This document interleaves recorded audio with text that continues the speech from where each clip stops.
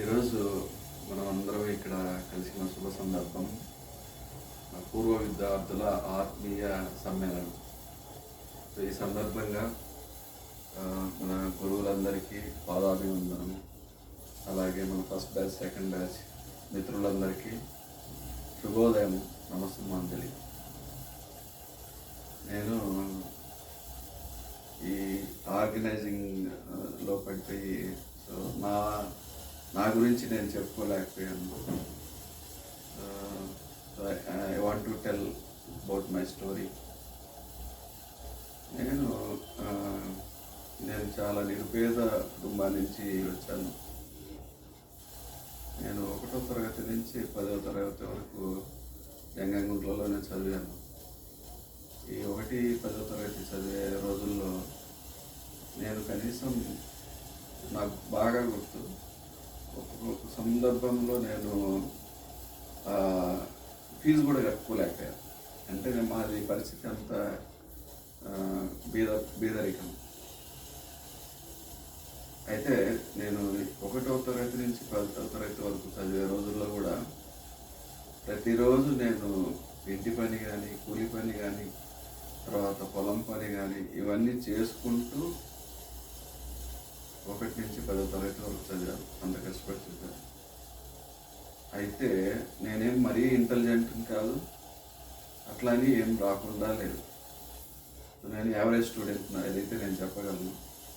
ఎందుకంటే ఇంటెలిజెన్స్ అనేది ఒక్కోసారి అంటే if you are intelligent means you should get a good score. But నేను అంత బాగా మార్కులు సంపాదించని నేను అనుకోవట్లేదు.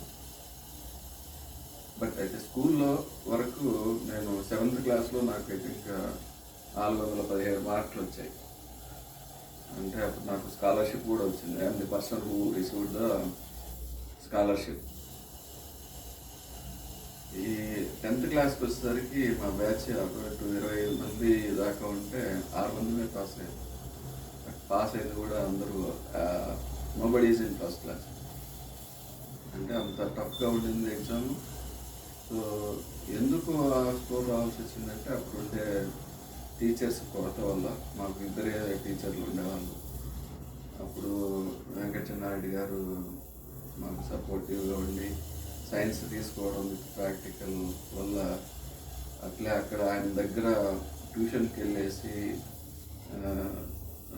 తెల్లవారుజామున లేసి నైటు ఆయన ఇచ్చే ప్రోత్సాహం వల్ల చదివించడం వల్ల 10th క్లాస్ పాస్ కాగలిగాను.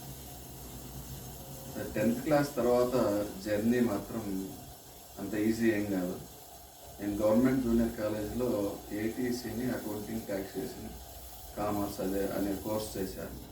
అది ఇంగ్లీష్ మీడియంలో. 10th వరకు నేను తెలుగు మీడియమే. 10th తర్వాత ఇంటర్మీడియట్ అంతా ఇంగ్లీష్ మీడియం చదివాను. అయితే అక్కడ కూడా నేనేమి అంటే ఇంటెలిజెన్స్ అనేదాన్ని చెప్తున్నాను. అక్కడ కూడా కష్టపడి చదివి అంటే పొలం పని చేస్తూ ఇంటర్మీడియట్ కంప్లీట్ చేశాను. నాకు దరిదాపు అంటే ఫస్ట్ క్లాస్ కాకుండా ఒక అటు ఇటు సెకండ్ క్లాస్ అనుకుంటా, అంటే హైయెస్ట్ మార్క్స్ వచ్చాయి. తర్వాత ఇంటర్మీడియట్ అయిపోయిన తర్వాత నా గ్రాడ్యుయేషన్ ఎస్వికేపీ కాలేజీ మార్కాపురంలో జరిగింది. సో 1 to 3 years అక్కడ ఫస్ట్ ఇయర్ వచ్చేసి నేను అప్ అండ్ డౌన్ చేశాను. జంగంగూరులో నుంచి మార్కాపురం వెళ్ళేవాడిని. ఉదయాన్నే సద్యానం తినేసి ఒంగోలు బస్సు ఉండేది 6 గంటలకి జంగంగుంటలో వెళ్ళి మార్కాపురంలో ఫస్ట్ ఇయర్ వెళ్ళేసి వచ్చిన తర్వాత ఈవినింగ్ మళ్ళీ ట్యూషన్కి ఖమ్మం వెళ్ళేవాళ్ళం. సో నాకు సీనియర్ చెన్నారెడ్డి అని ఉండేవాడు, సబసారి చెన్నారెడ్డి. అంటే ఆయన కూడా బీకామే చేశాడు మార్కాపురంలో, నాకు సీనియరు. అక్కడ ఇద్దరము సైకిల్ మీద ట్యూషన్కి వెళ్ళేవాళ్ళము.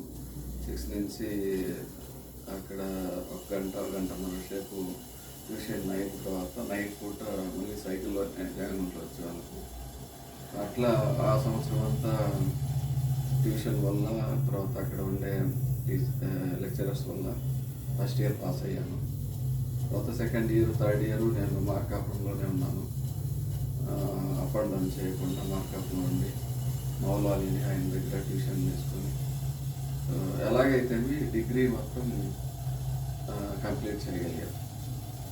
అది కూడా సెకండ్ క్లాసే. సో నేను యావరేజ్ స్టూడెంట్ దీన్ని బట్టి. తర్వాత డిగ్రీ అయిపోయిన తర్వాత అసలు ఏం చేయాలో నాకు అర్థం కాలేదు. నాకైతే ఎంబీఏ చేద్దాము అనేది మంచి ఆలోచన ఉండేది. కానీ ఎంబీఏ చేయాలంటే ఆ రోజు అట్లీస్ట్ ఎంట్రన్స్ ఎగ్జామ్ రాయాలి.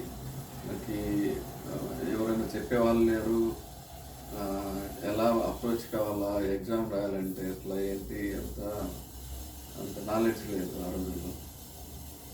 ఏదైతే మేము ట్యూషన్ చెప్పిన ఆయనే సీఏ చేస్తే బాగుంటుంది, సో మంచి భవిష్యత్తు ఉంటుంది అని చెప్పారు ఆ రోజు. బీకామ్లో క్లాస్మేట్ అతను కలిగిలని, అతను ఆల్రెడీ అప్పటికే సీఏలో జాయిన్ అయిపోయాడు.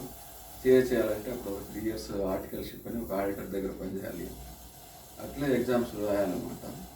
ఎలిజిబిలిటీ ఎగ్జామ్స్ ఉంటాయి, తర్వాత ఇంటర్మీడియట్, సీఏ ఫైనల్ ఉంటుంది. సో ఆ 3 yearsలో మ్యాక్సిమం అంటే ఇంటెలిజెంట్ అయితే 3 yearsలో కంప్లీట్ చేసుకోగలుగుతారు సీఏ.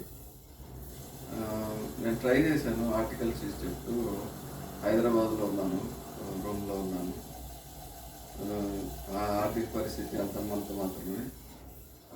సీఏకి పెద్ద ఫీజులు అవి ఏం లేవు, కానీ బట్ నెల కావాల్సిన ఖర్చులు అవి కొంతకాలం పాటు నాకు నా కుటుంబాన్ని నుంచి వచ్చింది. తర్వాత వాళ్ళు నాకు కరెక్ట్గా టయానికి అందిలేకపోయారు.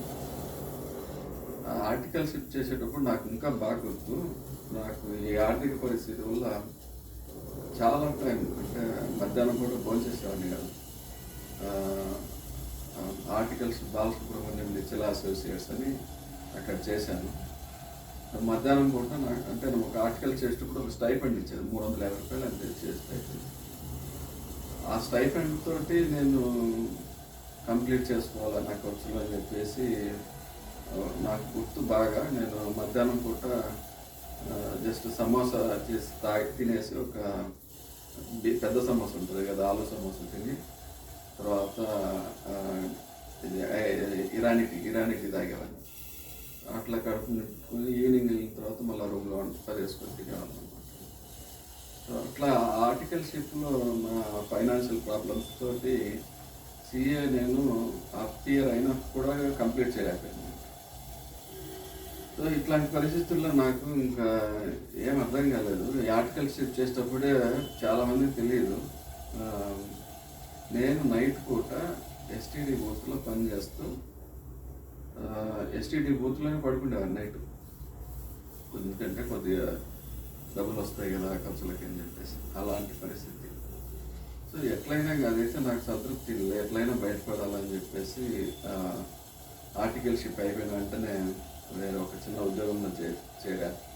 నాకు 2500 జీతం ఇచ్చేవారు అకౌంటెంట్గా. అది కొంతకాలం చేసిన తర్వాత మళ్ళీ ఇంకొక కంపెనీ మారాను. అక్కడ 2500 నుంచి 5000 జీతం వచ్చేది. 5000 జీతం వచ్చేటప్పుడు కూడా అసలు నాకు సాటిస్ఫాక్షన్ లేదనమాట. అంటే నేను ఏం చేయాలనుకుంటున్నాను, ఏం చేస్తున్నాను, ఎంబీఏ చేయలేకపోయాను, సీఏలో వచ్చి పడినాను. 5 years నాది మొత్తం జీవితం పోయింది. సో ఆ స్ట్రగుల్ అంటే ఇంకా చెప్పలేని స్ట్రగుల్ అనమాట. దాని నుంచి బయటపడడానికి సరే అని చెప్పేసి ఎంకామ్ కట్టాను.